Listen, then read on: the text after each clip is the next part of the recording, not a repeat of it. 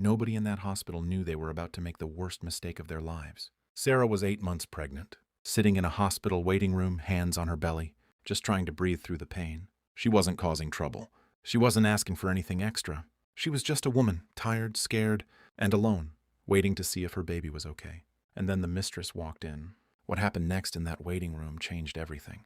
And by the time it was over, every single person in that building wished they had looked a little closer before they opened their mouths. Let's go back to the beginning. Sarah and Daniel had been married for 3 years. From the outside, it looked perfect. Nice apartment, good jobs, a baby on the way. But behind closed doors, Daniel had been lying for almost a year. Her name was Veronica. She was Daniel's co-worker, younger, louder, and absolutely convinced that Daniel was going to leave Sarah for her. Daniel had been feeding her that lie for months, telling Veronica that Sarah meant nothing, that the marriage was already over, that he was just waiting for the right time. He never told Veronica that Sarah was pregnant.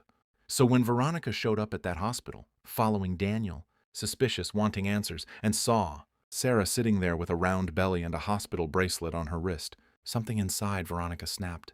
She didn't stop. She didn't think. She walked straight up to Sarah and started screaming. "You need to leave him alone. He doesn't love you. He told me everything. You're just too stupid to accept it." The whole waiting room went quiet. Nurses looked up from their desks. Other patients turned their heads. And Sarah, exhausted, 8 months pregnant, already in pain, just sat there completely frozen.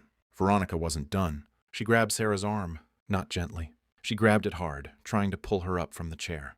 "Did you hear me? Get out of his life." A security guard finally stepped in.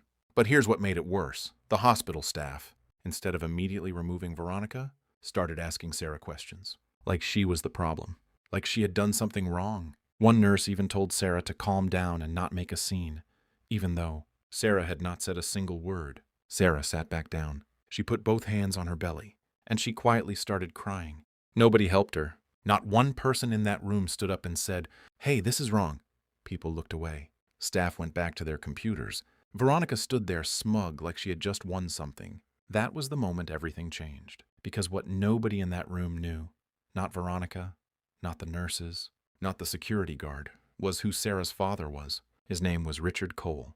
Richard Cole was not a man you wanted to make angry. He had built one of the largest private healthcare groups in the country over 30 years. He owned 4 hospitals. He had donated millions to medical foundations. His name was on buildings. His signature was on contracts that employed hundreds of people, including people in that exact hospital. And his daughter had just been grabbed by the arm while 8 months pregnant and made to cry in front of a room full of people who did nothing. Sarah had never used her father's name, not once. She had built her own life on purpose, away from his shadow, because she didn't want people treating her differently. She was proud of that.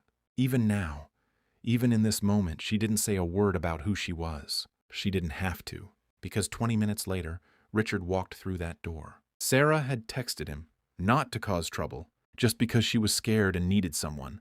He had been in a meeting 2 blocks away. He dropped everything. The moment he walked in and saw his daughter's red eyes and the bruise forming on her arm, his face went still. Not angry, completely still. Which, if you know anything about powerful men, is so much worse than angry. He walked to the front desk. He said his name quietly, and he asked to speak with the hospital director. You could see the exact moment the receptionist recognized his name. Her face changed. She picked up the phone immediately. Within 5 minutes, the hospital director was standing in the waiting room in his jacket, slightly out of breath, apologizing before Richard had even said a full sentence. Richard pointed to his daughter. "She was physically grabbed by another woman in your waiting room. Your staff told her to calm down. Nobody removed the other woman. My daughter is 8 months pregnant. I want to know exactly what happened, and I want to know right now." The director turned to look at the room. The nurse who had told Sarah to calm down was still at her desk. The security guard was still near the door. Veronica had already left. She had slipped out the moment she saw a man in a suit walk in with that kind of energy. But that didn't matter, because Richard Cole didn't need Veronica to be standing there to make things right. He had already called his lawyer on the way over. The hospital launched an internal review that same day. The nurse was placed on leave pending investigation. The security guard was written up for failure to respond to a physical confrontation involving a pregnant patient. The hospital director sent a formal written apology to Sarah by the end of the week. Veronica wasn't hard to find. There was waiting room security footage. It showed everything. The grab, the screaming, Sarah sitting still, staff doing nothing. Richard's legal team filed a complaint with the police the next morning. Veronica was later charged with assault. And Daniel? When Daniel found out what had happened, that Veronica had gone to the hospital, that she had physically grabbed his pregnant wife, that his father-in-law now knew everything. He showed up at Sarah's door that night trying to explain. Richard opened the door instead. Daniel didn't get to explain anything. What happened to the marriage after that is Sarah's story to tell. But what we can tell you is this. She had the baby 5 weeks later, a healthy girl, and she had her father in that delivery room holding her hand the entire time. Here's the thing that stays with you after hearing a story like this. It's not really about the powerful father. It's not about the money or the hospitals or the legal team. That stuff is real, and it matters. But that's not the part that hurts to think about. The part that hurts is those 20 minutes. 20 minutes where a pregnant woman sat alone in a room full of people, and not one of them stood up. Not because they couldn't, not because they didn't see, but because it's easier to look away. It's easier to assume someone else will handle it. It's easier to tell the quiet one to calm down than to challenge the loud one causing the problem.